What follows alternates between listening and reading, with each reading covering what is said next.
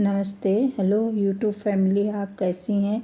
अगर आपको मेरी कहानी अच्छी लगती है तो आप लाइक और सब्सक्राइब करिए, अच्छे अच्छे कमेंट करिए, जिससे कि मुझे पता चले कि मेरी कहानियाँ आपको अच्छी लगती है, पसंद आती हैं। आज मैं आपको एक ऐसी कहानी सुना रही हूँ कि आपका मन खुश हो जाएगा। कहानी का नाम है दुआओं का असर।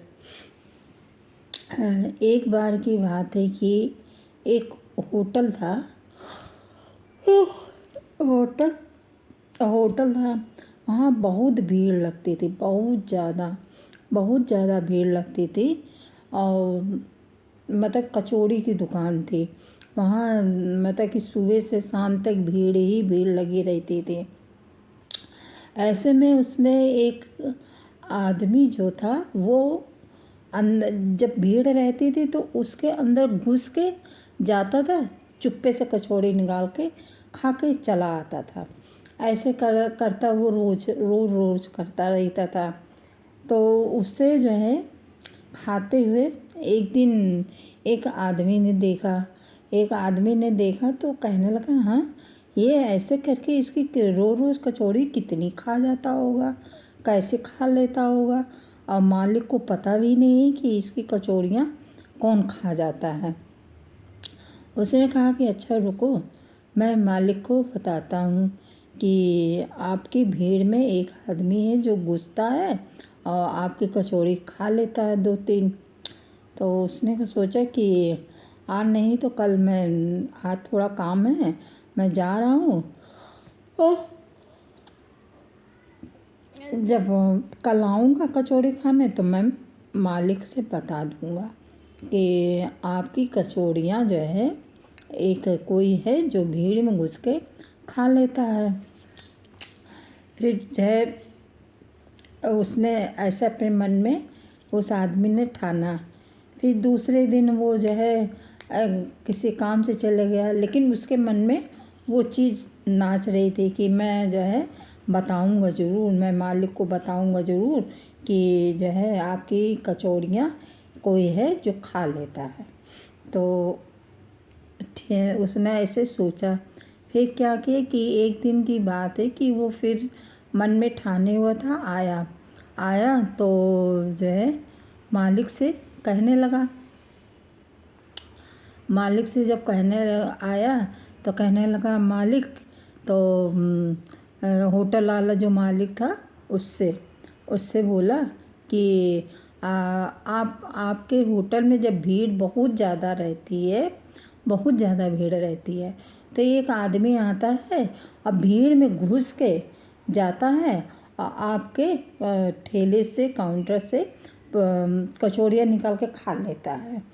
तो मालिक ने उसका मुंह देखा और ऐसे देखा मुंह और चुप हो गया।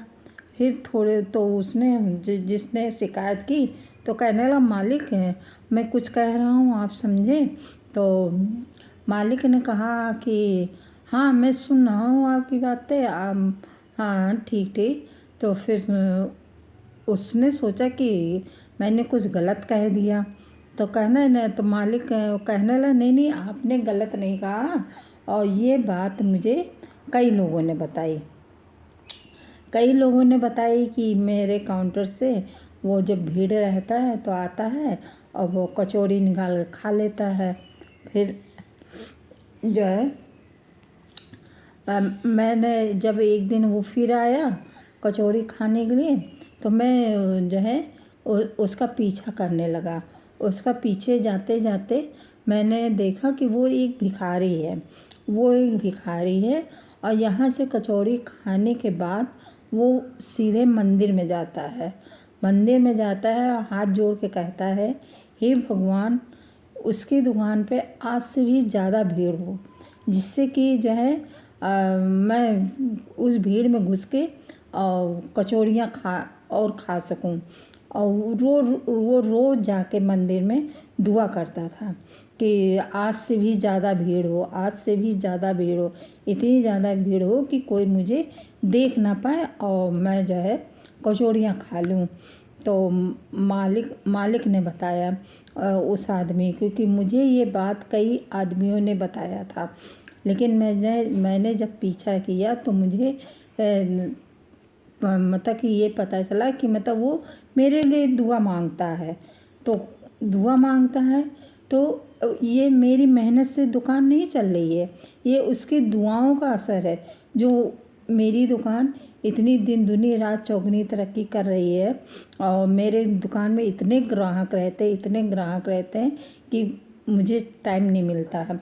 और लोगों को ये घमंड होता है कि मेरी मेहनत से चल रहा, मेरे लोगों को घमंड होता है कि मेरे दुआओं से चल रहा है, लेकिन पता नहीं किसकी दुआ से आदमी तरक्की कर रहा है, किसकी दुआओं का असर है कि आदमी दिन दुनी रात चौगनी तरक्की करता रहता है। इसलिए इस कहानी से हमें यही सीख मिलती है कि दुआओं का असर बहुत होता है। अगर बद्दुआ लगती है लोगों की तो दुआ भी लगती है। अगर आपको मेरी कहानी पसंद आई तो लाइक और सब्सक्राइब, अच्छे कमेंट ज़रूर करिएगा। नमस्कार।